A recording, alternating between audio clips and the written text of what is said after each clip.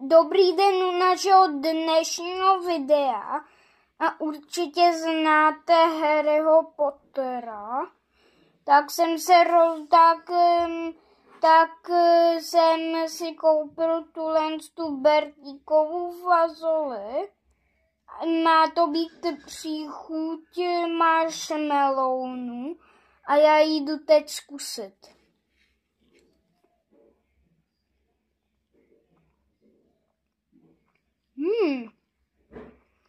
To je lepší. To je mega dobrý. To je bohatý.